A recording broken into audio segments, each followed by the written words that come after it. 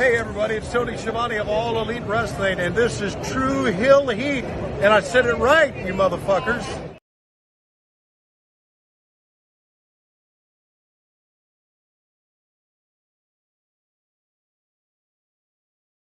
All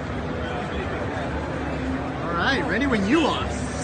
Hey guys, I may have go away heat, but these guys have true heel heat. So you better listen to the podcast or else I'm gonna kick you in your fucking cock and balls. I'll get it.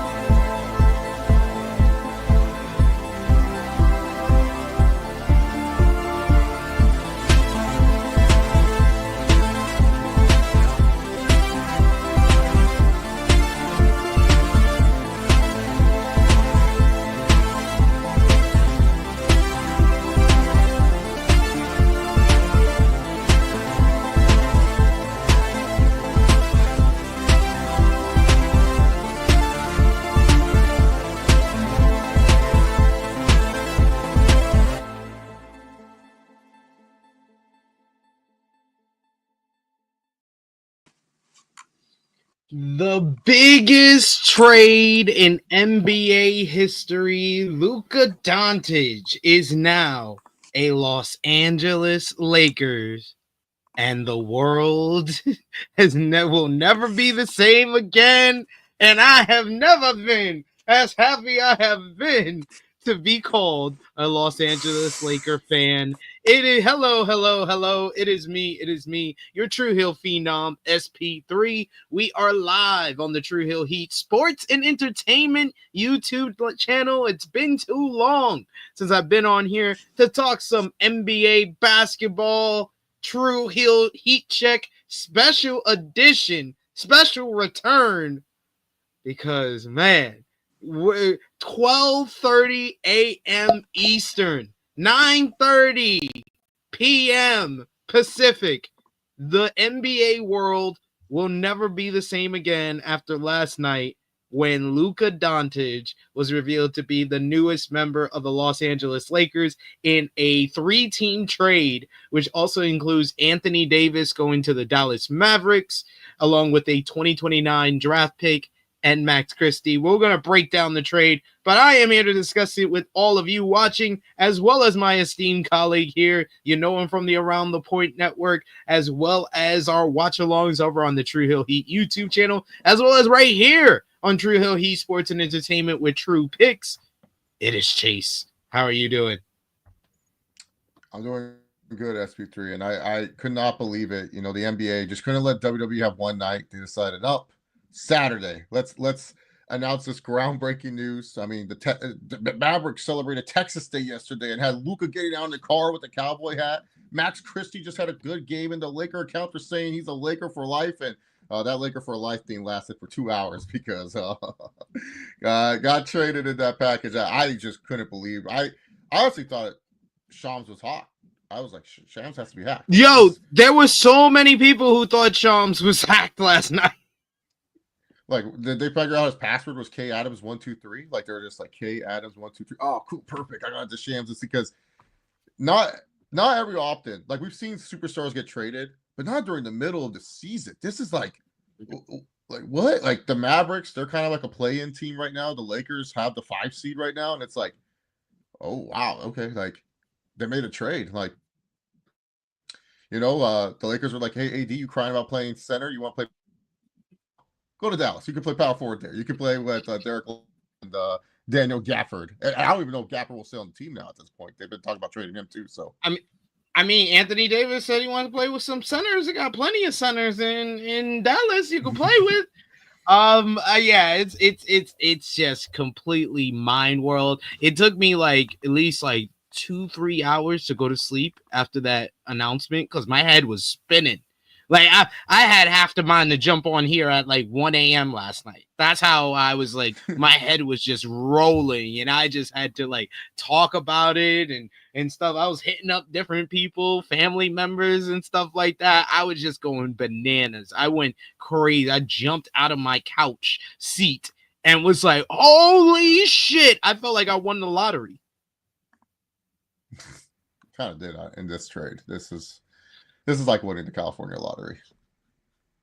Like, we got a lot to discuss. We're gonna break it all down. We're gonna look at the Shams timeline from last night and how it all broke down. But we appreciate y'all if you're joining us live. Appreciate y'all if you're watching us on demand. Remember to show your appreciation back. The simplest way possible is by dropping a thumbs up on this video. Share this video with all your friends who watch NBA basketball, some who don't, because this is the type of trade that even your friends who don't know about basketball, you got to tell them about it. Like I told my missus about it, who knows nothing about basketball. But I love that. You know, I think it was a trend that kind of started on last night because of the correlation of Royal Rumble ending and then this trade happening like an hour and a half after. It was a lot of, what's the wrestling version of this? And I think you heard me on the podcast earlier where I think I came up with the best one of basically Luka for AED is basically Finn Balor for Will Ospreay. That's the best. Yeah, that's the best I can do. I did Seth and Will Ospreay because Seth is kind of like on the tail end of his career, not as young as Will Ospreay. Will Ospreay still has potential. He can reach there, while Seth Rollins, like, he might be done soon. He might be like a little bit. He's not going to be at his peak for the longest time. But the key is with Seth, even though he's at the tail end, he's still in top 5. He's still in the top 5 in WWE. AD ain't that. 80 ain't that. I think that Finn is a better comparison because Finn had those injuries. He wasn't like as injury prone or considered that like AD, but to management he was, and they never gave him another opportunity where he was positioned before. And the fact that he's at the tail end of his career and it seems like he's on the outs, and that some fans still believe in him, some fans still love him, and then some fans are just like, nah, it's over, it's a wrap for him. And that's kind of the fan perception of AD. Yeah. The only difference is I don't think Finn was ever where AD ever was in his career, where AD was like considered a MVP caliber player. I don't think there was ever a point in time like considered the best in the world or top 5 in wrestling. At least to me. I don't know. Yeah. I think I think when he first comes to NXT and he becomes NXT champion, he's in that running. And then when he comes back to NXT and he turns heel and he wins the NXT championship, yeah, he's top 5 in the company. He's top 5 in the company in 2020. So it's not that long ago. In the world. I'm talking about in the world. Like Ben wasn't like competing, wasn't like with Kenny Omega, Okada levels of in-ring wrestlers. I know we like to say the world with like the NBA because the NBA is the standard, but you have to say, regardless of how we feel about it, regardless of how we feel about other companies, WWE is the standard. So being top 5 in the WWE is the same as being top 5 in the NBA. Okay. But we want to hear from all of you guys, hear your thoughts. So feel free to sound off if you're watching on Twitter, if you're watching on Facebook, if you're watching on the True Hill Heat Sports and Entertainment YouTube channel. I'm going to share my screen here so we can see what this trade is all about. Is this the right one? I think this is the right one. It's the right one I'm sharing here. No, I'm supposed to share Shams. Where's Shams?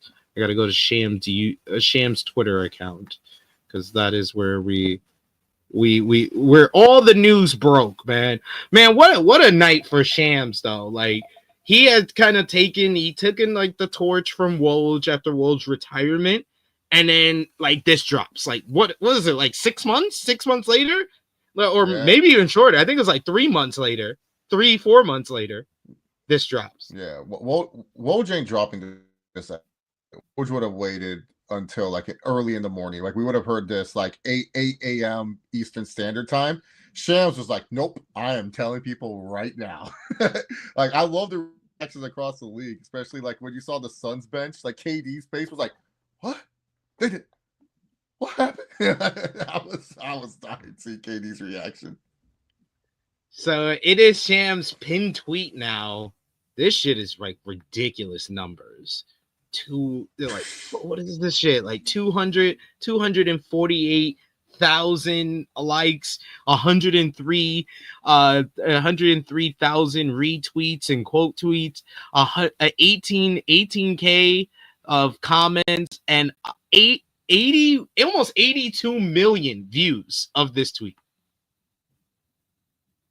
This is going to go down as one of the biggest tweets in Twitter history.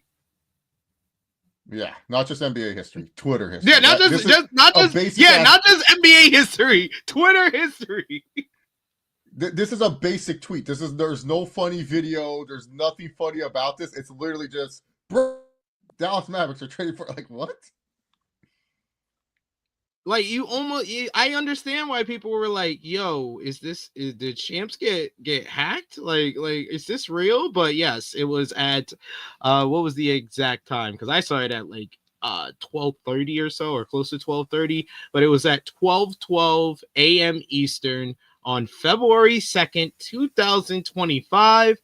Breaking from Shams: the Dallas Mavericks are trading Luka Doncic, Maxi Kleber, and Markieff Morris to the Los Angeles Lakers for Anthony Davis, Max Christie, and a 2029 first-round pick, sources tell ESPN.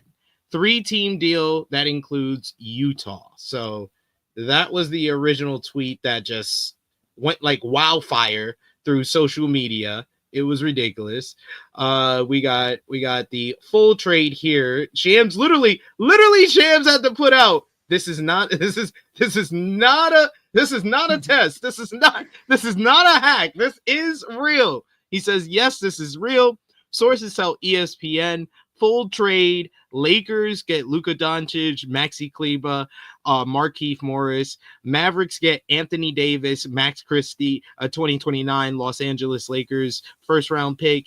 And the Jazz get Jalen Hood Schifino, 2025 Clippers second round pick, and a 2025 Mavericks second round pick. They basically are just here to help with like the salary, basically. So not really too much to get into in regards to Utah, but man, has the like landscape shifted for both the Los Angeles Lakers and the Dallas Mavericks. The Los Angeles Lakers we're having a good year this year. We're playing well, like you said earlier. We're a 5 seed. We're one of the better. We're in the top 10, top 15 in offense, but we've been a horrible defensive team. Despite Anthony Davis being a top 5 player defensively in the NBA, it seems like our defense is not influenced by that. We're 20th in the league in defense. So we've kind of been middle of the pack, middle of the road in regards to the Western Conference. We've been picking up wins. We beat the teams we're supposed to beat. We don't often beat the teams that are above 500. We did get a couple of big wins lately against the Boston Celtics and the New York Knicks. Like you said, recently Anthony Davis made it clear to the Los Angeles Lakers he wants to stay a Laker, but he wants to play more at the 4 position, at the power forward. So he's basically was calling on the Lakers to bring in a center to play so he could play in the 4 position. And the Lakers were pretty much in a position where they had to be in a win now state of mind, because Anthony Davis is 31 going on 32 in March. You got LeBron James is 40 years old in his 22nd season in the NBA. You don't know how much longer he's going to play. For most people, they believe he's going to play one more year at best. So you were kind of at like this year and next year to win now, and you didn't have a lot of pieces outside of like your Rui Hashimura, your Austin Reeves, your Max Christie's, and your 2029 and 2031 draft capital to basically make a deal. And it did not look likely we were going to make a deal that was going to totally change our trajectory of probably making to the second round and lose it. At best. At best, that's what it was looking like. And that was just for this year and next year, because God knows what was going to happen when LeBron James retires or decides he wants to play a final year in Cleveland.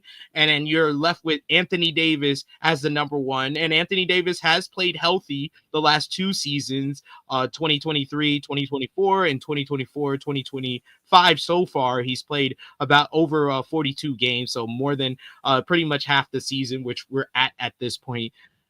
So it did not look like we were in a position to make a deal, or to make a deal that was going to change our trajectory of the next 2 years in a win now position that we probably weren't going to win now. And then the state of our franchise where it's kind of up in the air in 3 years' time. And that's why the Los Angeles Lakers, to the media, have been very public about not being that willing to trade their 2029 draft pick or their 2031 draft pick, which LeBron James has been very public. He didn't mind the Lakers trading that because he wants to win one more championship. Basically, the Lakers have been at the will of LeBron James since he signed here in 2019. It's been at the will and on the clock of LeBron James. This trade totally changes that, because LeBron James is no longer the best player on this team. The best player on this team is Luka Doncic, 25 years old, 5-time All-Star, 5-time first-team All-NBA, basically over the last 3 seasons has been averaging a 30-point triple-double. And, oh yeah, I forgot, 8 months ago, led the Dallas Mavericks to the NBA Finals. And on a team where he is arguably the worst defensive player, they had a top 10 defense. Yeah. So, like, this totally shifts everything. Now we're on the clock of Luka Doncic. Now, honestly, a LeBron James trade is not the wildest thing in the world. Because, like I said, at best, we have to be realistic. Yes, LeBron James is playing better than any 40-year-old has ever played NBA basketball. But let's be realistic. He's going to be 41 going on 42 next season. At best, he's got one more season at like 18 to 20 points a game. At least being playable in the starting 5 type of player. If he decides to play 2 more seasons, I don't think that last season he's going to be a 20-point scorer. So we are at the position where everything shifts. It's now on Luka's timeline, and now the team has to be basically built around Luka, not LeBron. Mm-hmm. It's been built around LeBron and AD over the last 5 years, and now it completely shifts. So let's just focus on the Lakers side of this. What was your initial reaction to the trade, and how do you think the fallout of this is for the Lakers, besides me kind of putting the overarching picture of now it's a Luka team instead of a LeBron team? I actually love it for the Lakers because you get someone like Luka, he can take the pressure off LeBron now. LeBron, like, the problem was with the Lakers is like they were always trying to find that other scoring option. They went with D'Lo, they had Schroeder, and Schroeder did well for like the time that he was there, but Schroeder was like, no, I'm not going to take the contract you guys are offering me. I'm going to go elsewhere, and that ended up backfiring on him. The D'Lo part 2 in LA did not work out, and I could have told you it wasn't going to work out because D'Lo is D'Lo. That's just how he is. Now you get Luka Doncic, who is a top 5 player in the league, if not number 2. And now LeBron James can have someone that will help relieve when he's not on the floor, because Luka's not just a top 10, not just a top tier scorer. He's a top tier passer. He has great IQ. He's a playmaker, and he will make the people around him better. You just got to get the pieces for Luka to get the ball, like he did with PJ Washington in Dallas, like he did with the other shooting guard that they had in Dallas. Like, you just got to find those pieces. But man, I love what they did. It's just like, bro, like, when is a top 5 player ever going to come to your doorstep? Like, like when someone calls and they offer Luka Doncic, if like I don't care what is being offered, you say, what is it going to take to get this guy here? Because I'm sure there's a lot of teams in the league they feel backstabbed. They were like Milwaukee's probably looking at this like, whoa.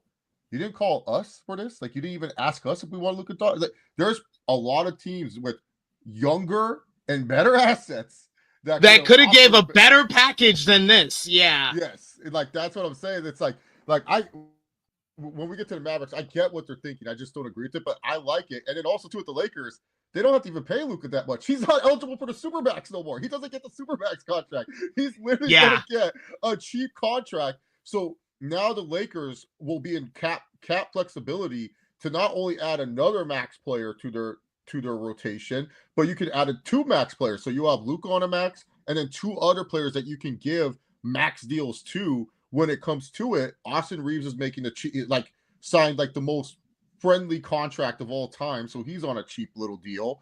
He's on a cheap deal. Dalton Connect's on a rookie deal. Yep. Like, yeah, we totally changed the trajectory. Like I said, we were on win now the next 2 seasons. Now we are pretty good for a decade. Like because like you said, the big downside for Luka is leaving the team that he was drafted to, because how the Supermax works, he needed to be on the Dallas Mavericks for 8 years of service to be able to receive the Supermax this summer. Because he's traded here, he's now ineligible for the Supermax, which means that he was going to sign a 5-year contract worth $345 million. That would have been the biggest deal in NBA history too. Yeah. So it is a downside to that. But the bright side of it, I think that Luka has the right management, the right representation, that they're going to guide him in the right way, where he could basically go down the Donovan Mitchell track, where Donovan Mitchell, he could have gone to like the Miami Heat, the New York Knicks, the Brooklyn Nets, when he became a free agent, when he got traded to the Cleveland Cavaliers. Instead, he re-signed with the Cleveland Cavaliers, where he signed a three-year deal with a player option. For Luka, he can sign a three-year deal with a player option. I think he's gonna make like 50 to 60 million a year with that deal. And then in 28, 29, he could sign a deal that's worth $72 million a year. Mm-hmm. So he's going to be good. He's going to make that money back. Yeah. He's going to make that money back too, based off jersey sales and everything too, because he's going to be he's already a top 5 jersey seller. Now he's going to LA, where no matter what, you're going to be a top 10 jersey seller, if not number 1. Like, you're wearing the purple and gold now. Like you're set. You're good. Don't worry about it, Luka. You're getting your jersey. Look, I have a bunch of LeBron jerseys. This is a number 6. Me too. I do too. I actually have. I have way too many. I'm a LeBron stan. I love LeBron. So like I love him. He's one of the best players ever. Not saying he's the best. He's one of the best players ever. Okay, calm down, people. I actually he's like number 4 or 5. I actually got gifted both of these LeBron jerseys. Like nice. only LeBron, I think the only Laker jerseys that I ever purchased were Kobe jerseys. I had the all white Sundays. Then I had I think I had the purple. I think I had the purple away jersey, and then I had a throwback, the blue 70s jersey as well. The Minneapolis ones, yes. Yeah, I was heavy into the jerseys. Like John Martin, your boy Stat King, he remember. He probably, I don't know if he remember, but back when we were going to St. John's University, I was heavy into the jerseys. I used to rock jerseys like all the time in my late teens into my my early 20s. That was the time of my life. Nice.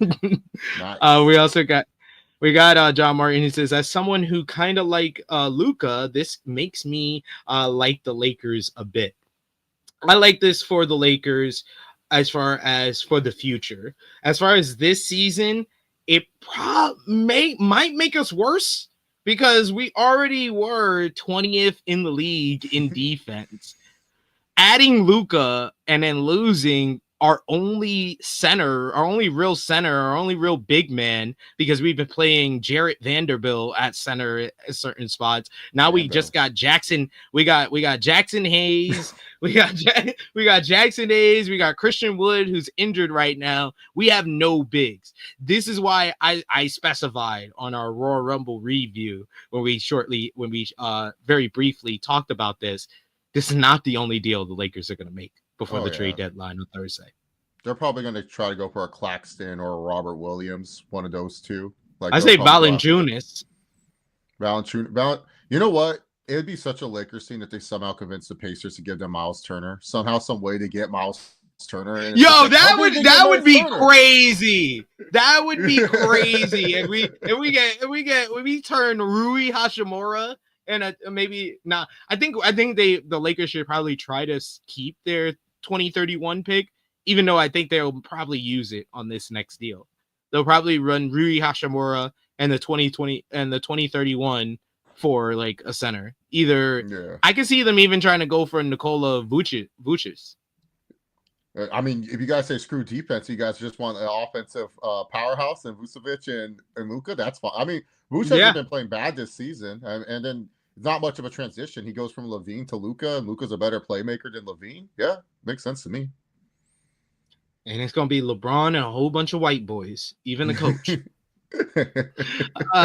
Yo, I swear, the Lakers got the 3 coldest white boys in the NBA: JJ Redick, Luka Doncic, and Austin Reeves. Yeah, I mean, Dalton Connect going to get his swag up. I mean, JJ Redick was a former teammate of Luka. Not too long ago, he was on the same team as Doncic. So, yeah, that's a good question. How do you think that Luka is going to basically be able to vibe and create chemistry with JJ Redick as the coach and LeBron James on the court? I feel with LeBron, it'll take a while, but then LeBron's just going to be like, oh, this is so great. Another person. Because it's going to be like when he played with D Wade. That was one of the main reasons he went to Miami. He wanted someone else to take the ball away from his hands. And it's been so long since, LeBron has had someone like, because like in Cleveland, he didn't like Kyrie. Like him and Kyrie, they'll pretend they're big brother, little brother, and stuff like that. But he was not fond of what Kyrie would do with the ball in his hands a lot of the time. So that might frustrate him, especially when Luka gets into ISO. But the difference between Kyrie and Luka is like a certified bucket getter. Kyrie is not like that. Like Kyrie, when he gets to the rim, unstoppable.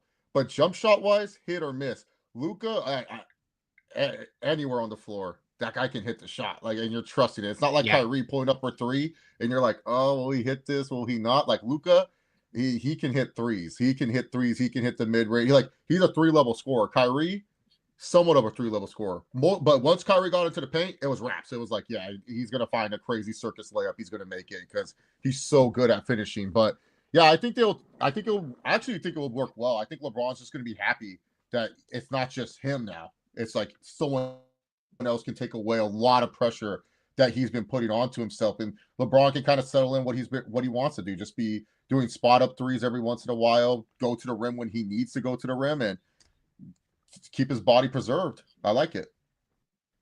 Yeah, I think this is going to work out well, where LeBron can take a step back as he's about to like kind of close out his long career. This is probably the best person that he could play with. Like that's why I'm not kind of canceling it out as far as a realm of possibility that the Lakers could possibly trade LeBron after this, because if you're on Luka's timeline, maybe LeBron doesn't factor in.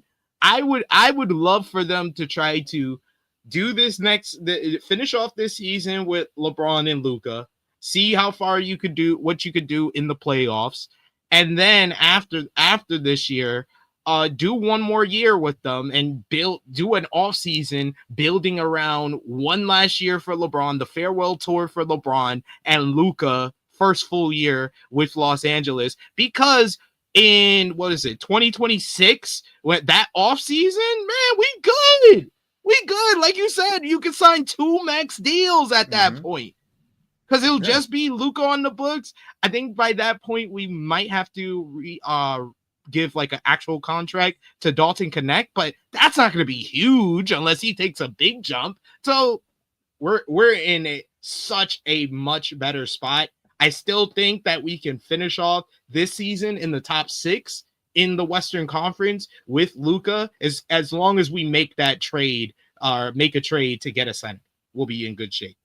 Yeah, you just have to get that rim protector. That's all you really need to like help.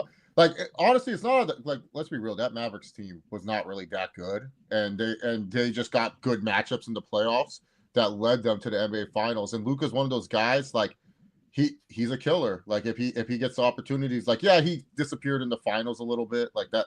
But you're facing a Celtics team with all that firepower, and they were just hot at the time. I think it's not crazy to say that I'm being honest. The West, I don't like. I know the Thunder; they're good in the regular season, but we saw what happened in the playoffs. They kind of fell off a little bit, and it's up to Shea to see if he can reach. And we got Luka now. We got the team that beat. We got the guy who beat them. Yeah, that's what I'm saying. Like, I'm not trying to discredit the Thunder here. I think they're a really good team, but in terms of like matching up with the Lakers right now, I feel the Lakers can match up well with the Thunder. I think the only team the Lakers are like, please do not see them. They don't want to see Denver again. They're like Denver, no. Please go on this run. I'm tired of seeing you. Jamal Murray becomes an animal when he plays the Lakers. Like, that's just one of the things that you guys really just don't want to see is the Nuggets. But man, you saw the Thunder, the Grizzlies. Like, Grizzlies may give you rebounding troubles because Jaren Jackson Jr. has been playing good this season. But other than that, like, Ja hasn't played good this season. People are just forgetting that Ja is just having like, just a so-so season. He's not playing like the best and stuff. But yeah, I actually like the Lakers' chances of making the Western Conference Finals. Like, and I wouldn't be shocked if they did, to be honest. I wouldn't be shocked either. I will have more confidence in that after we make a trade to get a rim protector, a center, to fill that spot, that void for us. All right, we got a couple of comments to run through before we get into the Mavericks part of this trade. We got Nicky Boy, Negro Buck, Nick Jackson. He says, I don't know much about basketball, but I know this was a great get for the Lakers, terrible for the Mavs. All good because fuck Dallas, LOL. I don't think that it's all bad, all terrible for the Mavs. I think that people are really blowing it out of proportion, in my opinion. It's more bad because what they got so less out of it, more than what they got out of it. Like, the fact that Lakers only had to give up the 2029 first and not the 2031 first in that, and then even more picks. And not Dalton Connect? Yeah, like they gave up Max Christie. It wasn't like they gave up the better piece of Connect. Like, Christie's fine, but like Connect would have been the guy I would have been pushing for, like over Max Christie, but to each his own. We also got Frantic World, who says the LA Lakers got the biggest W. West Coast is up. Indeed, we are. Nicky Boy saying 5 seed, not bad. Yeah, not bad for a team that basically did not make a move in the offseason either. We didn't make a move in the offseason. We basically came back with the same team. We made one trade ahead of the trade deadline before this, which was the Dorian Finney-Smith for D'Angelo Russell deal, which has kind of worked out well for us. We've been on a little bit of a run. I think we were like 10-4 over our 14 games in that stretch after that trade. So a pretty good run there. 097, who says Lakers got back IQ, playmaking, scoring, and the key thing, youth. There's only 2 players on the Los Angeles Lakers now that are over the age of 27. Yeah. And Luka's the type of guy people want to play with. So there's going to be people wanting to go ask for a trade to the Lakers, sign with the Lakers. Lakers are always a buyout consideration team too. So even if you don't get a center via the trade, you'll get an older guy like on the buyout market. Or not an older guy, a team that bought him out and stuff. Like, yeah, the Lakers are gonna be fine. Like, it's better getting Luka because that's what the Cavs always wanted with LeBron. They wanted to get youth around them, and LeBron was like, no. And then later on, when LeBron wanted to trade for Paul George, they were like, okay, we'll do this, but you're gonna resign, right? And he's like, I don't know yet. We'll see how the season goes. And then Dan Gilbert was like, no, we're not trading for Paul George then if you're going to resign because I don't want to get this Paul George guy, give up all my draft capital for a player that's like exiting out of his prime at that time. Obviously PG had the MVP season the year. I think it was with the Thunder he was still with at that time, or he got traded to I don't know. One of the years he was with the Thunder, he had an MVP type season. But there's a reason why they didn't want to trade for him because they weren't sure if LeBron was going to stay. This one's totally different. It's like, sure, LeBron, you're mad we traded your buddy AD, who we gave up an arm and a leg to get at the time when AD was, let's be real, AD was a talented player when he was for the Pelicans, but way too many questions, way too many concerns about the guy. And the Lakers gave up a lot to get him. And it was like, cool, you got Anthony Davis, but let's see if this works out. It ended up did working out. They won a title with Anthony Davis, and Davis was arguably the best player on that team. I know he didn't win Finals MVP, but I felt he was the key in that whole bubble run, in my personal opinion. Yeah, he was the best player in the bubble. Yeah, so that we can't forget about Rodney. Who was that guy? Who was that guy on the Suns? Frick, what was his name? He was a random ass small forward. He was going crazy in the bubble. He had like 50 points, 50. I forgot his name. Oh, I forgot his name. TJ Warren. TJ Warren. Yeah, TJ Warren. Yeah, it was AD, TJ Warren, and Jamal Murray who were going crazy in the bubble. Yeah, we can't forget about the legend TJ Warren. Like, come on, he was going crazy in the bubble. but yeah, no. AD did his job, but it's just like now the Lakers are not like most teams when they get this version of the GM. They're not stuck under what LeBron wants. It's like, hey, we finally have some freedom. We're not just 100% in the LeBron business. Now we're 50% in the LeBron business, and we got Luka. And your only concerns with Luka is that he likes to drink beer and he's fat. That's literally your only concerns with Luka is that he drinks beer and he's fat. Exactly. Fat. He's fat. Like that's literally they can get that straight and get his conditioning issue that was such a big deal with Dallas out the way.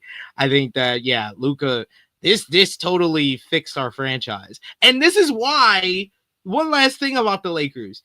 I 100% believe the reports by Shams that this was a surprise to LeBron James. Mm-hmm. Why would LeBron give up his leverage against the Lakers? Yes, he would love to play with another superstar level player, but not Luka. Like anyone but Luka. You just gave up your leverage. You had Lakers bent over your desk and on your timeline. 40 years old.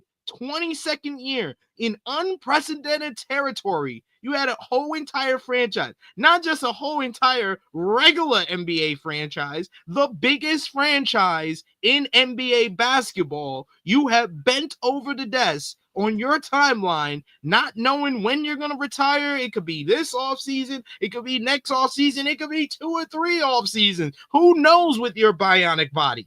You're bringing in your son. Your son gets drafted in the second round. A G League level player getting minutes on an NBA team, and you just gave it. They told you, hey, we're gonna give up your best friend, the person that's always been a number 2, that's very happy to be a number 2 to you, and we're gonna get one of the top 5 best players, one of the few players that we can actually say is better than you, who's 15 years younger. So now we're going to be on his timeline, and we don't know what's your future going to be with us. Yeah. LeBron did not know. Yeah, LeBron did not know. If you told LeBron, hey, do you want another guard that can score to trade? We'll trade AD. Who would you want? He would say Curry. He would say, give me Curry.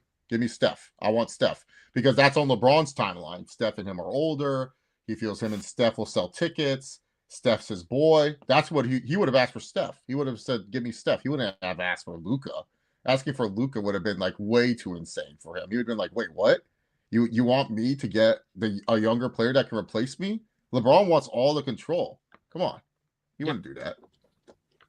And I understand from the Lakers' point of view, like, I know people are like, oh, you telling me the Lakers wouldn't tell LeBron James? You tell me they would make such a big move without LeBron James' knowledge? Yes, this is the type of trade you don't tell anybody. Yeah. You get that shit done. Like, you get that shit done before Dallas Mavericks think about it. Yeah, I can understand the Lakers, Rob Pelinka being like, wait, what? You want, wait. You just want Anthony and Max Christie and the 2020, you don't want the 2030. I mean, just the 2029. Oh, okay. So in these people that are not believing the Shams report that LeBron did not know, They expect me to think that Rob Pelinka then went, okay, hold on, Mark Cuban. I have to let LeBron James know we're making this trade before I make it through. No, the nigga just said, yeah, do it. Yeah. Like, just take it. Yeah, Don't tell LeBron James. Just take the deal. I totally LeBron would have understand worked the his Lakers' point of magic. view. LeBron would have worked his magic, being like, man, do you really think that makes sense? Trade AD for that? Can't we get Steph? Can't we get someone else? You know, I don't know. Do you think Luka's a long time fit and stuff like the Lakers are looking at like, we want our franchise back. We want to be able to have control again, but we also don't want to get back to where the Lakers were post Kobe era, where it was those horrible teams. Yes, the fans still showed up. Fans were still loyal, but it was a hard watch, and it was really bad when the Lakers were bad. Like Robert Sacre, Jordan Clarkson, and all these idiots just running around. It's like those were bad. Those were dark ages and stuff. And LeBron came in as the savior, and then like everyone's like, he's gonna build these young guys up, and then he was like, "Fuck these kids, give me AD." And then the Lakers said, "Fuck these kids," and yes, some of them went on to flourish and play better in their roles and stuff like, but now it's the Lakers are like, we get back our organization, and now the post LeBron era is not as depressing. We're not looking at it saying, all right, we got to sell Dalton Connect as our best player on this team, or signing a guy that's way past his prime and acting like he can replace what LeBron James does, pairing him up with AD. Like, now you're not on that timeline. Now you're on the Luka Doncic timeline. And as long as you can just get Luka to not drink a lot of beer and not be fat, you'll be fine. Like that's his only issue, is that Luka likes drinking his beer and he likes to be fat. That's it. What's up with these Eastern European players who love to be fat? Yeah, they I mean, that's what they grow up on. I mean, all Jokic did when he was a kid was drink Pepsi all the time. That's what he said. He said he just drank Pepsi, and yeah, they just love being fat. It's just comfortable to them, I guess. They can ball though. We got Manny Mal who says Lakers don't value AD. He's an aging star, and NBA doesn't value shot blocking no more. So that's a good comment to transition into the Mavericks part of this. Let me repeat, I don't think this is as bad as people are making it out to be.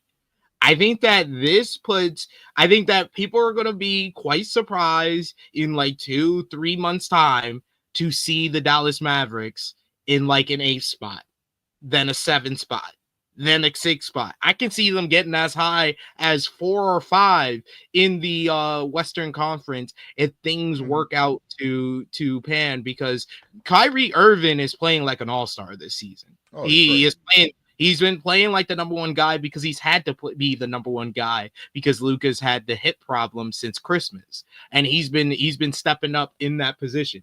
Now you add Anthony Davis, who is averaging 25 points and 11 rebounds, 3.5 assists, almost 3 blocks a game for the Los Angeles Lakers. He's bringing that over to the Dallas Mavericks. Their defense is going to be better. AD is getting what he wants because he gets to play at the 4 position with Gafford and Lively at the center. They are in a very strong position to make a really good run in the second half of the season. Oh yeah, I think basketball wise, it's a pretty good move for the Mavericks. I mean, you have Clay also. Clay, if he gets a little bit better, can be useful to them. You move PJ Washington now to the bench, which I think is a good role for PJ Washington. And Gafford and Lively, especially Lively, I think pairs up well with AD for what you want in a power forward and center combo. I don't think basketball wise it's all that bad for what the Mavericks did. It's just more, this is like, if the Mavericks don't win a title within this time frame that you have Kyrie and AD, it kind of looks bad because you're making this move because you believe AD, like, yes, you lose Luka Doncic, but you probably looked at saying, like, the 2-guard combo thing, it didn't work for us. We didn't need these 2 guys. Like you said, Kyrie's been playing. But that's the crazy thing. It did work. Y'all made it to the finals. I think they're like, I think size, like, sometimes there's certain teams, they're stuck in their ways about certain stuff. I think size is the Mavericks stuck in their way. They truly believe having more bigs is better than having like these 2-guard combos that I feel 2-guard combos work and stuff. But yeah, I think they really like the size of AD, and they just look at I think they're going on. Kyrie's timeline at this point. Yeah, we literally just left an era where a two-guard combo were the dominant team of the last like decade of the NBA. Yeah. Yeah. So it's just mind-boggling, the Dallas Mavericks, and we could go through the Shams timeline a little bit more because there's more information about this whole big trade and what's gone down. We got here from wait, what's this? This is a new Tucker one. got traded. Wow. Oh, PJ Tucker got traded. Look at that. Look at that. More trade deadline drama. PJ Tucker, Mo Bama. Yeah, like there's more to information. I'm just trying to get it here in regards to this whole trade. Yeah, and this was Shams on ESPN earlier today talking about this deal materialized in the shadows. LeBron James had no idea this was coming. Anthony Davis had no idea this was coming. I'm told Luka Doncic is still stunned about this deal, about this trade. Yeah, Luka Doncic, like you said, was just celebrating fucking Texas Day. Texas Day. Yeah, I didn't know that was a day. I thought Texas Day was every day in Texas. Every day is Texas Day. What are you talking about? But I'm just gonna look it up the old-fashioned way of looking up information in regards to the Mavs, or I should put Mavs GM, right? Mavs GM for his comment, what he said, because that comment, I don't know, I can understand why Dallas Mavericks fans are upset if they're just basing it on that comment. What is this? This is Rob Pelinka. Yeah. I was like, what is this? Rob Pelinka thought Mavs GM Nico Harrison was joking when he offered Luka Doncic. He said, "Nah, you're joking, right? Maybe I would." Unbelievable. So this is the whole exchange. Harris told the news that he and Pelinka began having basketball conversations more than a month ago. Then all of a sudden, we're like, "Would you ever do this?" And he says, "Nah. You're joking, right?"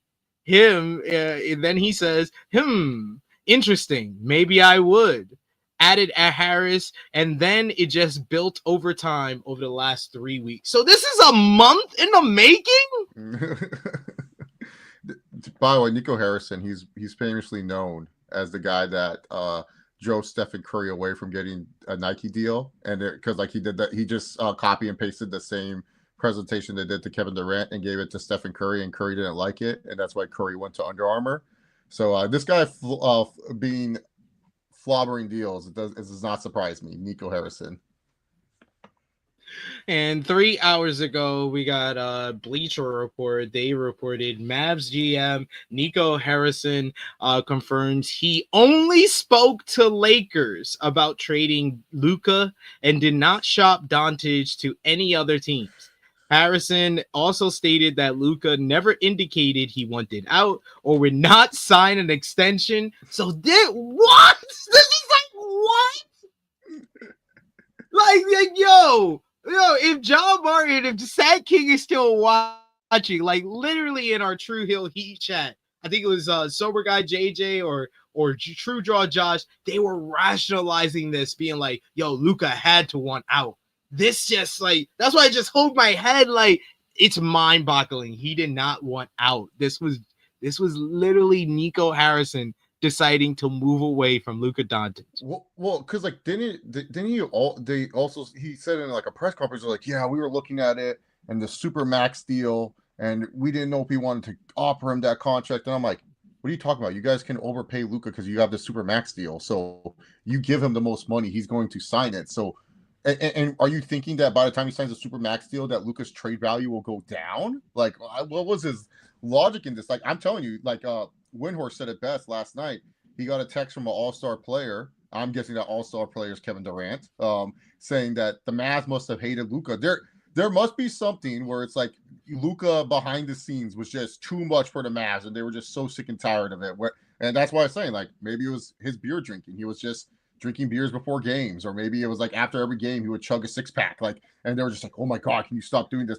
Maybe they were pissed with his rehab. Maybe he missed like 3 days in a row of his rehab, and then it's just frustrating. There's more to this, like behind the scenes, that pisses the Mavs off than like what we know. And they're just like, let's just get rid of this problem beforehand. Like, I'm not saying this is like Deshaun Watson, where it was like Watson was like asking for massages and was doing all that weird shit. I'm just saying behind the scenes at the Mavericks office, which has not been a clean office. There was that whole scandal that came out on them that miraculously gets swept under the rug, like crazy. You know, the sexual assault doesn't matter for the Mavericks, I guess. But I think Luka was pissing them off behind the scenes, whether he was not preparing his body right, whether he was just eating too much food, not doing the right things that the Mavericks want. They're just like, we are done with this. Let's just go. Jason Kidd, go. His face. Yo, he looks so. That's why I'm laughing. He looks so depressed. Let's listen to what Nico Harris had to say as they talk to media. No, and I'd like to give Rob Pelinka a lot of credit. You know, trades, you guys have been around here. Trades don't happen at the smallest level without stuff getting out. And Rob and I were able to have, you know, really intense conversations over the course of, you know, 3 or 4 weeks that started out as a coffee that, you know, was more, hey, would you ever, I don't know, would I? Let me think of, you know, and then it built upon that. And yo, this shit sound like Rob Pelinka played the Jedi mind trick on this second. Dude, like Pelinka, he I think he's one of the more underrated GMs in like all of sports. He really is. Why does he not get enough credit for building that 2020 championship team? Like I don't think that 2020 championship team deserves credit for that, because they had nothing on the books besides like Davis and LeBron, and then filled out their roster and had a whole bunch of players who used to be all-stars like Rajon Rondo and Dwight Howard and a fringe good player in JaVale McGee and stuff like that. So yeah, KCP was also there. That was one of his bigger signings before getting LeBron. He brought in KCP, and yeah, Alex Caruso. Caruso was a great find for them. But I'm looking at Kidd. You can tell he was in the dark on this as well. He is pissed. Like he's like doing this. He's like shaking. He's like, oh fuck! Like really? You couldn't have told me. You could have given me a heads up on this. Like, but he knew he would have told Luka. So he's just like, nope. We got to trade him. Got to do it. But yeah. Pelinka definitely. He has a way with words. He knows how to convince people to give them good talent for no reason. He's just like, yeah, it'll work out. He's like, these are not the drones you want. These are not the drones you want. I love it. Let's continue watching this here. Here we go. You know, we kept it between us. We had to keep it tight. J Kidd didn't know about it. But J Kidd and I are aligned, and we talk about archetypes. His face when he said that. He's like, J Kidd didn't. He took a big what the hell? But J Kidd and I are aligned, and we talk about archetypes, and we talk about the culture that we want to create. So I are aligned, and we talk about. But J Kidd and I are aligned, and we talk about archetypes. I get it back, man. And then it built upon that, and you know, we kept it between us. We had to keep it tight. J Kidd didn't know about it. But J Kidd and I are aligned, and we talk about archetypes, and we talk about the culture that we want to create. So I know the type of players that he likes without actually talking to him. Hey, would you like, you know? So I know that, and J Kidd coached them when they won the championship. So I think when you're aligned with your coach like that, I forgot that J Kidd was the assistant coach for the Bubble championship. Yeah, he was. He does not seem happy though. I can tell he's not. He doesn't seem happy. But he mentioned the culture. That's what I'm saying. Luka must have pissed him off culture-wise. And Dallas is one of those organizations. Culture is very big with them. They're a culture-based organization. Nowinski was the benchmark of what you want out of a great player. And I feel they looked at Luka and they're just like, hey, look, Kyrie may be forming Indian fires in the locker room, but he's just meditating and doing whatever the fuck he wants to do. Luka is just over here. He just drank his second 6-pack. Like he's now on beer number 7, and he's crushing them after this game, and he's not calling the Uber home. It's like and he's eating McDonald's. Yeah, he's on his second Big Mac and his 7th Miller Lite. We don't know what's going on with this guy.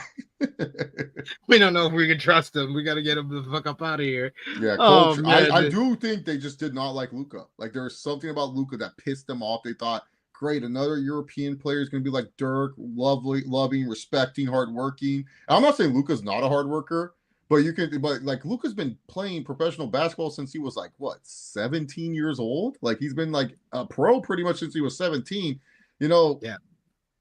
He's learned what works and what doesn't work when it comes to his skill set, and he doesn't always need to be in the best shape. He doesn't always need to work as hard as most others. You know, he has the talent, and talent beats hard work a lot of the times, especially in the NBA. And this Bucks tradition, because when it comes to those like Eastern European or just like even just European players, they're very loyal to the franchise. Yeah. Even despite if there's like we sometimes will hear problems between the franchise and that player, but they never get to the point where they trade him. This had to be really bad for them to get to this point. Yeah, there must have been a lot. Like we're gonna get that article. It's gonna come out during the offseason. Luka Doncic and Dallas Mavericks. What caused the separation? And it's going to be a long ass article breaking down everything, all these habits Luka had that they didn't like. How Luka would show up late to meetings or something. Like it had to be something where the Dallas Mavericks, like I said, they just didn't like his attitude. But the Lakers are like, all right, cool. We can deal with attitude. Like that's fine. We had Kobe for like most of his whole tenure. We're good. Like attitude. We had Shaq. We had Shaq show up out of shape every season. And he would be like, don't worry, I'll play into shape. I'll be ready by May. And they're like, fine, play into shape. Like Luka is just like, hey, look, there's a lot of temptations in LA. Like there's a lot more things he can do. But if there's an organization that I trust can deal with this type of attitude, it's the Lakers. He's not immature. He's not like Dwight, where Dwight was just an immature kid in Los Angeles. And it was like you put a 28-year-old and a 12-year-old and a 20-year-old's body, and you have an aging Kobe Bryant that wants to win championships, and this guy wants to play whoopee cushion pranks in the locker room. And Kobe Bryant's like, what are we fucking doing? Can we just fucking play basketball? Can we try to win a championship? How about that? Tell this guy to stop playing around. Stop dancing. Come to work. We're here to work. Like Dwight, stop switching the teammates' shoes around because you think it's funny. Like stop doing shit in the locker room. Like stop being stupid. Can you just fucking come in and practice? Let's finish this video real quick. Players that he likes, and so I felt good about it making sense to where. Oh, that was so good. Oh, that was so good. The guy zooms it up. And J Kidd, his face is so soulless. Like his eye, like J Kidd feels like he put down his dog today or something. Like he lost his longtime pet. He's just like there's no emotion. It's like depression. Oh shit! Legion Hoop says Mav GM Nico Harrison said he left Luka Doncic in text messages and in voicemail, but Luka hasn't replied. My guess is he probably doesn't want to talk to me. Why is this guy saying all this? Like what? Like you don't have to say all this. You could. What is he talking about?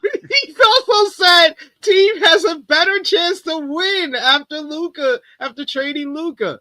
He says, I believe that getting an all defensive center and an all NBA player with a defensive mindset gives us a better chance than having Luka Doncic. Like, and these are not like sources think he says. I think he's saying this. This is so.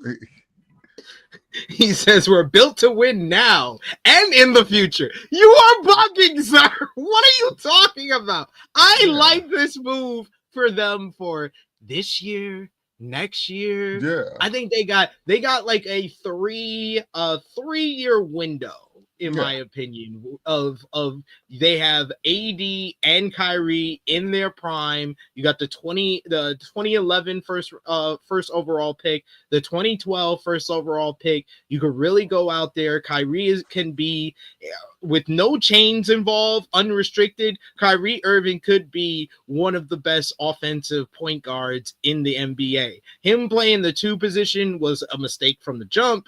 I don't think that's the best position for him. He needs to play point guard where he has control of the ball. He could be a playmaker, make a shot. He could be a shot maker for you. He could create his own shot. He could create shots for other people. Anthony Davis down low in the interior. In the post, he's a threat. He could stretch the floor. He can hit the 15-footer. He could sometimes go out to the 3 and hit those as well. And then defensively, you're going to be much better because you have centers that he was looking for. And I think that your defense is going to improve having someone like Anthony Davis. Like I said, I think that the Dallas Mavericks, who are right now, what are they, 8th seed or 9th seed in the Western Conference? Yeah, they're in the play-in right now. I think with this move, they will be a solid 6-7 seed coming up in the play. I think in the playoffs, that's where they would be positioned right now. Right now, they're 26-24. They are 9th in the West. They're tied for 8th place with the Suns, but they're only 3.5 games out of the 5th seed, which is the Lakers right now. Yeah, no, and when you look at the seeding for all the Western Conference, like once you get to that 5th seed, it's wide open, like 5 to 11 almost. Like maybe not the Kings, but like the Warriors, if Curry gets hot out of nowhere, they get a chance to maybe fight for that play-in position. So yeah, they're in a good position. Timberwolves got unfortunate news. Edwards might miss multiple games, and no Edwards for the Timberwolves. That's a horrible fucking team because then you're just looking at Julius Randle, and they're still missing DiVincenzo too. So yeah, don't look good for my Wolves right now. How do you think this is going to pan out for the Mavericks? I think it's going to pan out well. I think it's going to, I don't know about 2026 season, but 2025, 2026 season. But for this season, I think that's a great matchup for them, especially when you look at the teams that you might have to go against, which is like either a Memphis or a Houston. You need that size against those two teams. Like you need that size. Memphis and Houston are just bigger teams and younger. So getting a guy like AD, it makes you more competitive for those teams that you're going to face in the first round. Like you're either facing a Memphis or you're facing a Houston in the first round. So you might as well get the size to, compete with them. So I think it works well for them this year, but I don't know in the future because I don't know how much you can improve on this roster and how much flexibility you will have to improve the roster. Like you might have to keep running this same squad out. And you're probably going to need someone to either make a jump like a Derek Lively and probably get like an extended left of his career for Klay Thompson, if he could shoot the ball better and be somewhat a contributor at the 2 position, that's what they need to make the most of this season. So who would you? Well, wait. Should we even mention the Utah Jazz part of this trade? It's just the salary. Shout out to Danny Ainge. You got more second round picks. I don't know what he's going to do with them, but he got more draft picks out of this. Like Danny Ainge doing what he did with the Celtics. Just why does anyone think Danny Ainge is a good GM? This guy, like, look at all the Celtics drafts and who he drafted. Name me any, like, the only good player he's drafted late for the Celtics was Terry Rozier. And then Terry Rozier might get banned for the league because it turns out that he was sports betting on himself or something. They're doing a whole investigation. So no, Danny Ainge sucks. He just came in like, whoa, you guys are offering second round picks? Sign me the fuck up. Wait, who give me? Jalen Hood, who? Yeah. You play for Duke? I'll take that guy. I'll take that guy. I'll take him. Yeah, exactly. Like Shabino. I mean, when you watch a random Jazz game, he's going to go for 30 points and everyone's going to be like, oh, wow, he's unlocked now. And it's like, dude, he plays for the fucking Jazz. No NBA team takes them seriously. Like, that's why who's their shooting guard? Keon Martin or whatever his name is. He does good because, like, most teams are just like, yeah, this is our off day. Like, just leave him out there. He can shoot his threes. Keontae George, just go out there, do your threes. Like Markkanen's the only serious player on that team, and Sexton to some degree, but that's the only 2 serious players that they have that are worth a damn. Everyone else on that team is like, whatever. Like Walker Kessler's not going to move any needles. He's just Walker Kessler. Like, so I have a story to tell. This is my first time telling the story, Chase. So I went to my mom's place for Christmas, and my nephew, he lives with my mom. That's his grandmother, and he has NBA 2K25 or whatever it's called, or whatever which one is out right now. And I haven't played it yet. I haven't gotten a 2K since I would say like 2K20. Oh, 2K20 was probably the last 2K that I got because that's when I had a working system. Ever since my system stopped working back in like 2021, 2022, I haven't even bothered to get a new system. I've just been like, and I got kids to raise. I'm doing this all the time. I'm writing when I'm not doing this all the time. I got no time for that. So leave it on the side. But my family was good. They were at home. I was hanging out a couple of hours at my mom's with my nephew. And I was like, hey, I'm going to play some NBA 2K. I was like, I haven't played. And me and my nephew, we were very active in like my GM. We always go back and forth. And yeah, we always talk about like, oh, I had this team and I made this trade. And we always try to like compare stuff. Like we would text like a couple of years ago when like my last years playing 2K, I used to like text them back and forth like, oh, I'm going to pick this team. I'm going to rebuild them. I'll let you know how many years it takes me to win the championship and compare and contrast between each other. So I was like, you know what? Let's play in my GM mode. You take a team, I'll take a team. We'll see who wins the championship first. So I took the Lakers. He took the Clippers. His theory was he went right away and he started trading Kawhi and Paul George. So he was just like, oh, I'm going to get them, reshape the team. He got rid of James Harden as well. Meanwhile, I was like, no, I'm going to keep LeBron and AD. I'm going to try to run it, see if I can reshape the team. I got them a center, got a point guard or whatever. And then what I didn't know is that when we started the game, when you start my GM mode, it asks you, do you want this to be LeBron's last year so you could do a farewell tour? Yeah. I didn't know that my nephew pressed yes for that. So when we get to the end of the season, I lose in the first round, and then it goes to the off season, and LeBron's retired. So I was like, oh, I'm fucking screwed. Congratulations to me. He's doing much better over here. He's like reshaped the Clippers and stuff like that. So that off season, I signed James Harden in the off season because he was like the only free agent that I could really get, and he was like the best player. But that didn't work out. That didn't work out pretty much at all. But we go to the offseason. I think I traded James Harden by that time. I think I made the first round and I lost, or I didn't make the playoffs at all that second season. So I traded James Harden.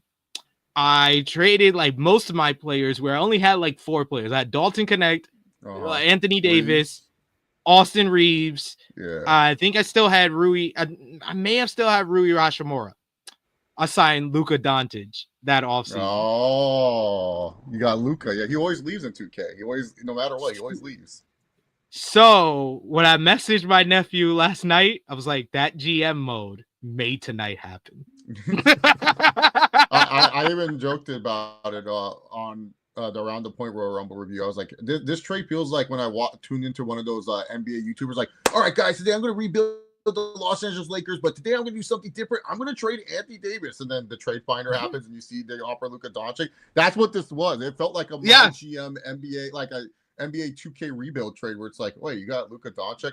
I forgot what 2K it was, but it was 2K. I want to say it was 19, where you rebuild like a whole franchise. Like you it's a story mode. It's like my GM, the next chapter, or my GM, the saga continues, and you build like an expansion team. And like the whole point of this is that you convince LeBron to go to your expansion team, and then you force your way to get to the draft pick, the number 1 pick. And I ended up picking Luka Doncic, and I had Luka and LeBron, and also I signed Paul George too. So I had Luka, LeBron, and Paul George, and I was just like, man, how cool would it be? Now I'm seeing it. I'm like, yeah, man, just add PG, even though he sucks now, and it would be like my Baltimore Barons. Like the Baltimore Barons are back, baby. We're gonna win it all and stuff.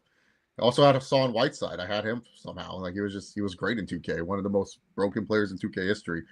Yeah, man, that's awesome. I'm glad that it came into fruition. Now, Luka, did he wear 77 in that too, or did he change his number? Yes.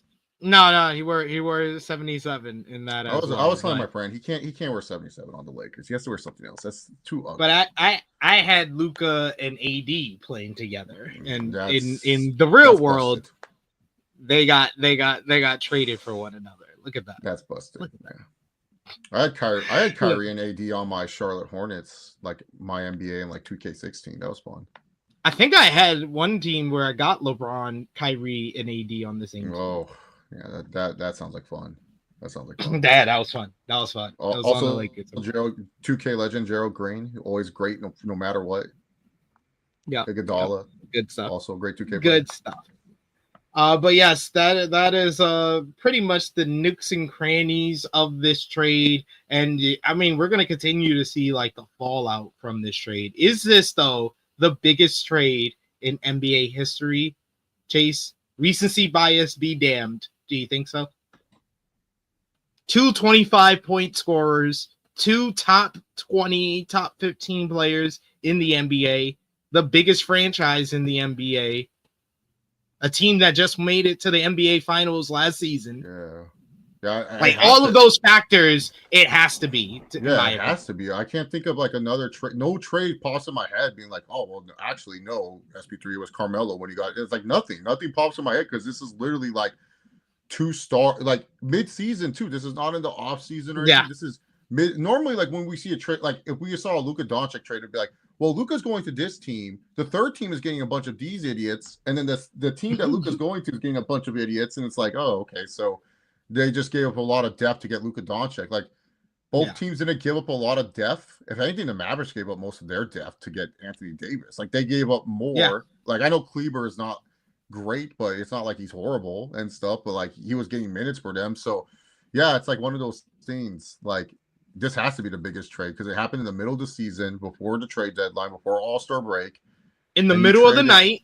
In the middle of the night, you traded a top 5 player of all time, top 5 player currently in his era, and Luka Doncic, and you traded a top 15 player in Anthony Davis. Like Davis, like who at one point in time was top 5. So yeah, I think this is like Ty Drake said this is like trading Mahomes for Stafford, and this is legit. Like on the Dallas Mavericks side, this is like the Kansas City Chiefs trading Mahomes before he won his first Super Bowl.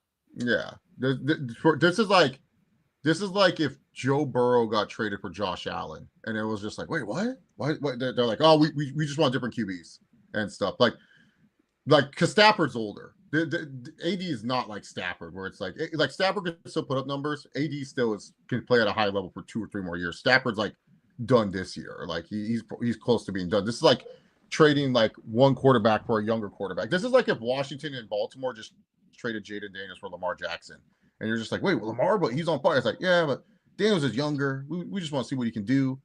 Lamar Jackson is a top 5 quarterback. Like you have to go someone who's 30, who's in like a top 15 quarterback in the NFL. Sadly, we don't have that anymore. They all there is none. There is no compare. Like the best thing to compare it to is wrestling, because I think there's so many different answers that you could get to that question. With football, the best comparison is like, I think the best comparison would be like Kansas City Chiefs trading Patrick Mahomes before he won his first Super Bowl for Aaron Rodgers. Yeah, exactly. Like they're just like, oh well, Rodgers, we know he's a winner. We don't know anything about this Mahomes kid.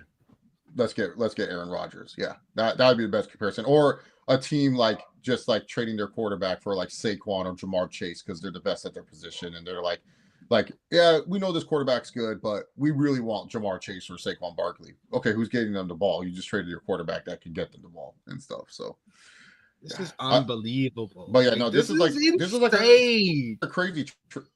This is like because like this trade is just like it changes the complexion for both organizations moving forward, but it also changes like what they want to do on the floor moving forward too.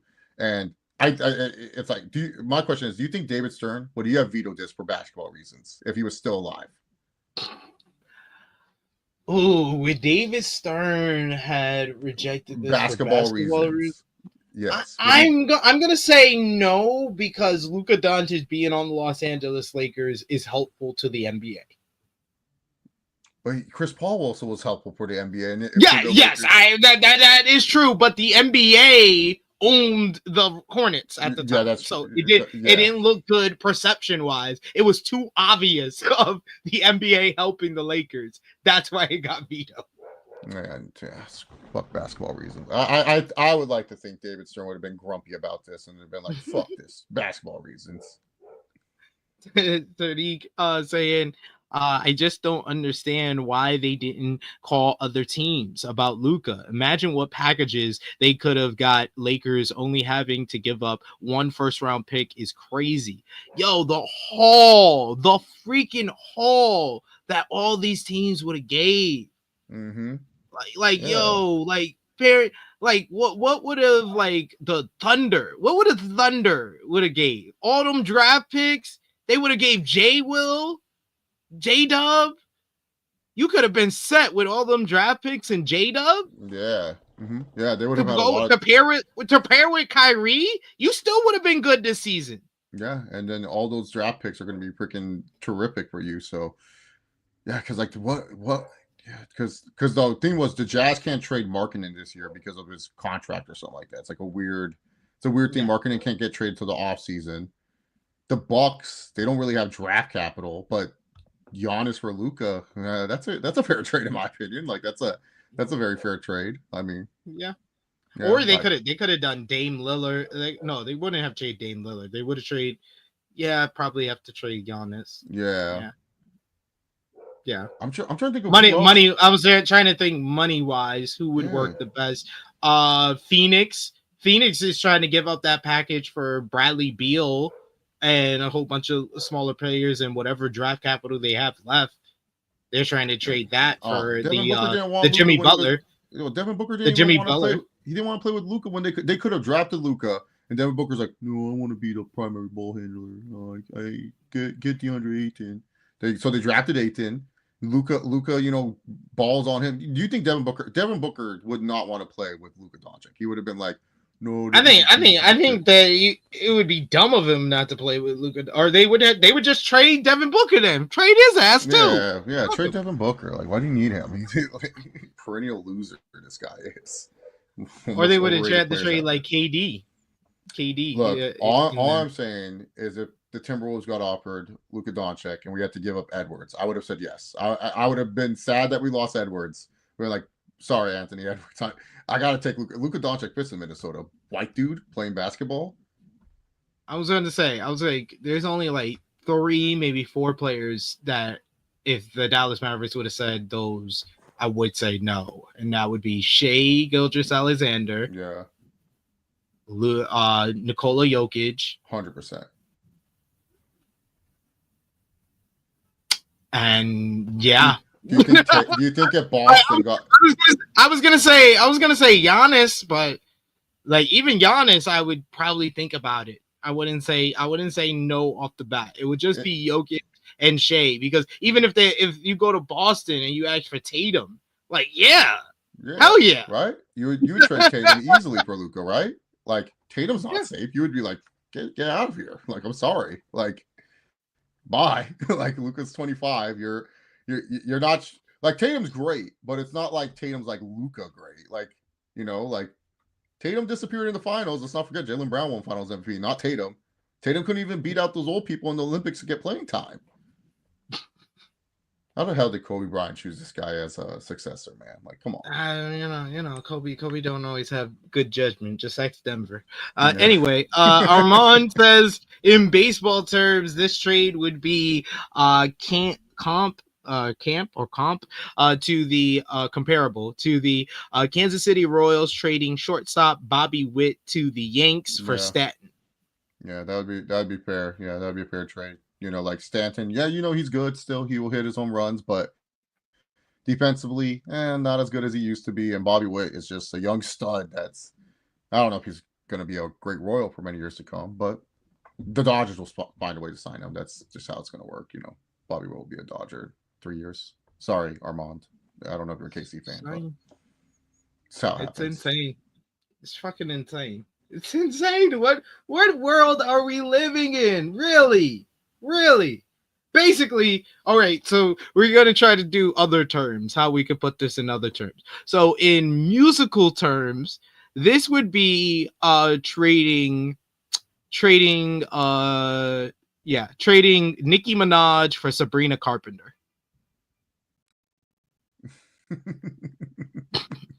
Yeah, that's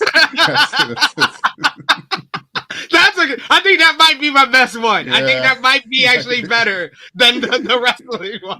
that's actually Nicki Minaj, like, yeah, she can still go. She's a good feature every once in a while, but Sabrina Carpenter is a hot act right now. She's the one that is getting all the songs out there. So like Nicki Minaj ain't the thing anymore. Yeah. I was trying to think of a band I might have to reference. tweet that one. I might have to tweet that one. I was trying to think of like a band reference, like this is like trading the lead singer for someone else and stuff like that. Like, but I couldn't think of one. But yeah, that's a good one. Nicki Minaj. AD's Nicki Minaj. That's terrible. Might be my best one. This is like trading Travis Barker in like 2015 for Kurt Cobain in 1992. Yeah. Yeah, that's yeah. Oh, we're nailing these. We're nailing these. We got Shanique who says trading Bobby Brown for Johnny Kelp. Oh. that deserves a round of applause. That's a good one. That Bobby Brown Bobby. for Johnny. We just need to do music ones now. What about like actors? What would be this for like actors? Like I'm trying to think. I was trying to think of that one. I was trying to think of But the that problem one is, there's too. both good young actors. They all kind of like whatever. Yeah, they all kind of suck. Yeah, Tom Really? Holland hasn't even stepped up. Like, what are you doing, Spider-Man? Do something. Unfortunate. It's rather unfortunate. Yeah, we gotta think harder about the actors one. Like Luka Zendaya. Man, the music one. Luka Zendaya. Who we train Zendaya for? That's past their prime. Or not past their prime. About to exit their prime. You're just like, wait, you guys gave him Zendaya for who? I was gonna say Scarlett Johansson, but I think she's still got some prime years. She's still got some prime. She don't have those Avenger contracts no more. So that is a good comparison. Yeah, that would be because she's she's at the she still got some prime years. AD still got some prime years. That works. That works. Zendaya will be good in some movies, but Zendaya, you still got a lot with her. It's Zendaya for Scarlett Johansson. Yeah, that's a good trade. That's a good one. That's a good trade as well. That's a good one. All right, but we've made it to the end of our live stream here. I had a lot of fun talking about this trade. I'm going to talk more about the trade coming up on Tuesday over on Fightful Overbooked on In the Weeds podcast. Yes, In the Weeds. I am on there on Tuesday and Thursdays now, where Tuesdays will simply be a basketball podcast masquerading as a wrestling podcast. So we'll be talking about Luka Doncic for Anthony Davis on In the Weeds on Tuesday. That's a good one, Armand. He says Tom Holland for George Clooney. That's a good one. All right. Thank you so much, Chase, joining me today. Had a lot of fun talking about the trade with you and everything that went down, how it looks for the Lakers and the Mavs coming out of this blockbuster, game-changing trade last night in the NBA. Let everybody know where they can follow you and when they might see you again on YouTube. Yeah, you guys can follow me on X at ChaseOver68 around the point whenever Steve does streams that I'm able to make. And me and Stat King will be back for True Picks. We'll be discussing the Super Bowl and breaking down that matchup, talking about some of the best bets that you can make, some props that you should probably look out for. So it should be a good time. And we're going to tell you guys probably why the Chiefs are going to win the Super Bowl, because let's be real, it's just destiny at this point. It's just destiny and no parity at this point with the Kansas City Chiefs. We need something like that. We need them to trade Pat Mahomes. Make it fair for the rest of the league. Just trade Pat. Fuck it. Do it. Follow the Luka trend, right? Yeah. Follow me on the Twitter machine at TrueHillSP3. Follow the gang, Facebook, Twitter, Instagram, TikTok at True Hill Heat. Patreon.com/True Hill Heat. The best way to support us when we are not live here on the True Hill Heat Wrestling YouTube channel. I will be back over here. We're going to do some more basketball talk over here on True Hill Heat Sports and Entertainment as the NBA season winds down, and we're going to see what's the fallout. We got to follow up what happens with this blockbuster trade, how the Lakers and the Mavs play after this game-changing trade in the NBA. So we'll have more discussion on that. But I'll also be back here. We'll be doing a Traders USA Season 3 review, myself and Miss Chrissy Love, talking about this season of the Traders. We'll also be doing a Cobra Kai Season 6 Part 2 and 3 review with myself and the True Jaw Josh. So stay on the lookout for that. Hit the subscribe button because we're trying to hit 1,000 subscribers here on True Hill Heat Sports and Entertainment. So you got Stat King and Chase with True Picks. We'll have some more entertainment content. I'll even be trying to do some reviews for our Friendly Neighborhood Spider-Man, the new series over on Disney Plus. So stay on the lookout for that as well. Oh, but what a thank great you. first 2 episodes that show had. Yo, I was just telling Josh that. I was like, yo, they knocked that shit out the park. Yeah, They did add in some wokeness. I won't front. There was some wokeness. Yeah, I don't. But when I look at media, I'm the worst person to talk about that. Like, where I just want to be entertained by it. Like the Assassin's Creed backlash, they're like, can't believe they added a black guy in the game. I don't care. Can I just kill people? I'm not looking at it like a black guy is killing a bunch of Japanese people. Maybe that's me being tone deaf on it, but it's a video game.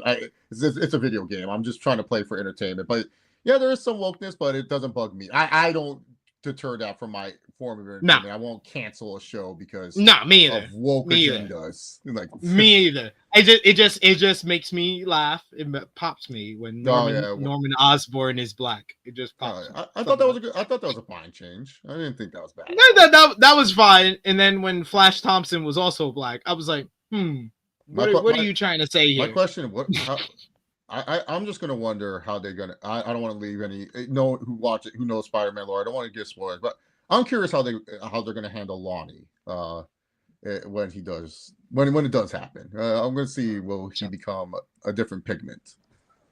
We shall see. We shall see. Thank you so much to Chase for joining me today. Thank you to all of you for commenting in the chat, joining the conversation. We'll be talking more about that big blockbuster trade. Before Chase, it is me, your True Hill Phenom SP3. This has been our True Hill Heat True Hill Heat Check, True Hill Heat Check, episode 13, blockbuster trade, talking all about Luka Doncic being traded to the Los Angeles Lakers for Anthony Davis, and quite possibly the biggest trade in NBA history. For Chase, we are out.